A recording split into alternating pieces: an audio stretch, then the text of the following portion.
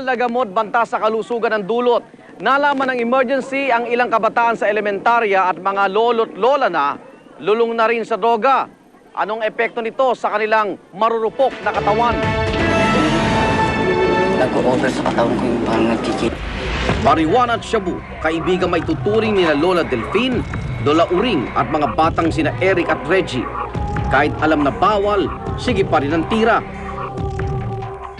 Simon, buhay adik din. Ang trip niya, pagsingkot naman ng solvent. 16 anyos pa lang itong Simon, lulun na sa solvent. Ang kanyang ina, naiiyak na lang.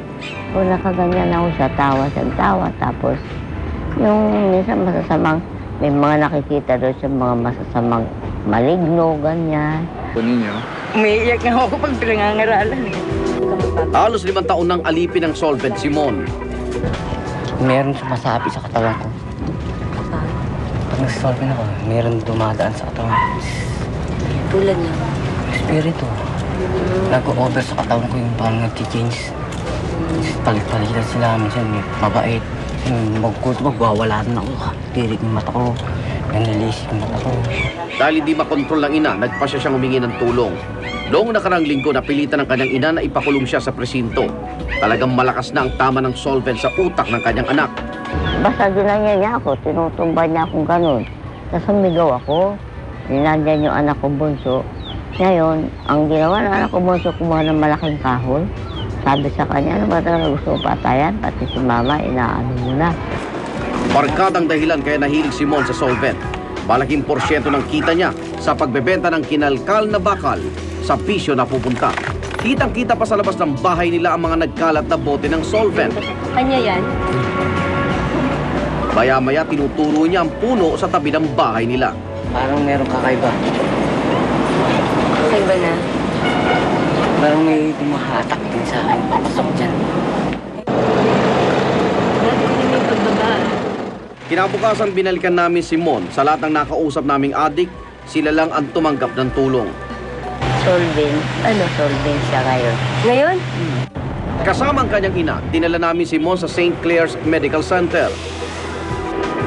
Kinausap ng doktor ang mag-ina. Sa kalagayan ni Mon, may pag-asa pa raw siyang magbago. Pero nakita din na may epekto na ang solvent sa bata. Meron ng psychosis si Mon. Ibig sabihin, may nadidinig siyang boses, may nakikita siya, meron siyang delusion, na yung paniniwala niya na hindi naman angkop sa ating paniniwala. Ibig sabihin nito, may sira na ang kanyang utak. Dalason ang tinatawag na neurons, ang mga bahagi ng utak na nagpoproseso ng impormasyon at galaw ng katawan. Nilinaw ng doktor kahit anong drogang abusuhin, utak ang unang target, bata man o matanda. Ang kaibahan lang, yung mga bata, pag mag-abuse, sobra, no? Kasi nga kaya ng katawan physically, no? At sila mas mabilis yung masira. Sa solvent, posible ring tamaan ng baga. Diretso kasi dito ang sinisinghot. Oras na lumala, maaari itong mauwi sa tuberculosis. Second, ang naapektuhan ay yung atay. Kasi yan yung nagdi-detoxify ng lahat ng mga toxins na pumapasok sa katawan. Kapag shabu naman ang ginamit, maaaring mauwi ito sa atake sa puso. Nakakakos ng increase ng heart rate, ng blood pressure. Ang marijuana naman, itinuturing na traidor.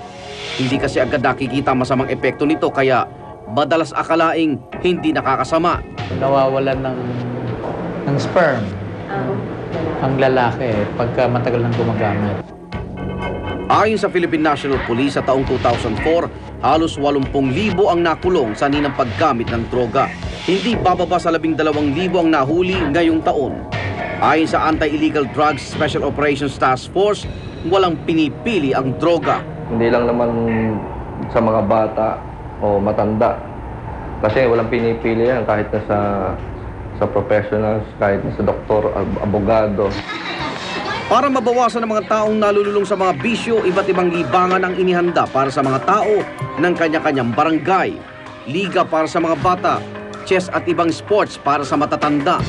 Sa darating na Hunyo, ilulunsad ng PNP ang proyektong Pamilya Ayaw sa Droga. Pangako ni Colonel Aguilar, kasama sa kanilang proyekto ang mga bata at matatandang adik. Pero bago pa man daw ilunsad ang proyekto ito, matagal na rin nagtutulungan ang iba't ibang ahensya sa pagsugpo sa droga. Isa na dito ang Department of Social Welfare and Development. Sila ang nag-aalaga sa mga minor de edad na biktima ng droga at matatandang dumaan sa rehabilitasyon. Ayon sa DSWD, pinakamadaling mabiktima ng droga ay ang mga bata. Ang mga bata talaga ang target. Kasi ito yung time na gusto nilang mag-eksperimento, masyado silang sabihin na nating bold and daring. Sa pagbabantay nila, nalamang ang matatanda, hindi matindi pero madalas gumamit. Ito na yung mga adults na pushers na hindi na nakaalis sa bisyo. Kaya't inabutan na sila ng 60 years old na hanggang ngayon, hindi pa rin sila nakakahinto. Ang lipunan ang may malaking responsibilidad sa pagpapalaki sa tama at maayos na paraan ng tao. Kaya't ang nangyari kay Mon ay responsibilidad ng lipunan. Ang pinakamasamang mangyayari ay hindi ka na tao. Bata ka man o matanda, hindi ka na tao. Ikaw ay pinangingibabawan na ng isang kemikal na wala ka ng kontrol. Matagal ang problema ang droga.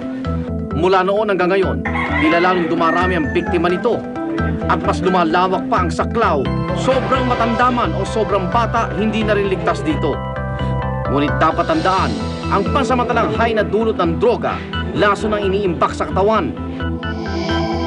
Kaya sa bandang huli, ang trip na inaasahan, maaaring wala ng balikan at mauwi sa kapahamakan. Sa darating ng Mayo 8, bigyan natin ng parangal ang kauna-unahang bayani na nagsugal ang kanilang buhay para mailuwal tayo sa mundo. Isang masaya at makabuluhang Mother's Day po sa lahat ng mga ina.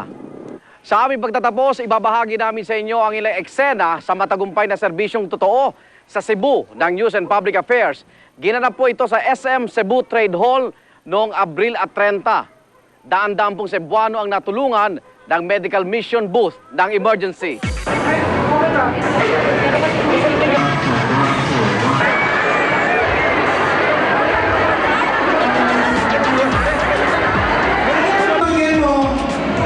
Sigurado ko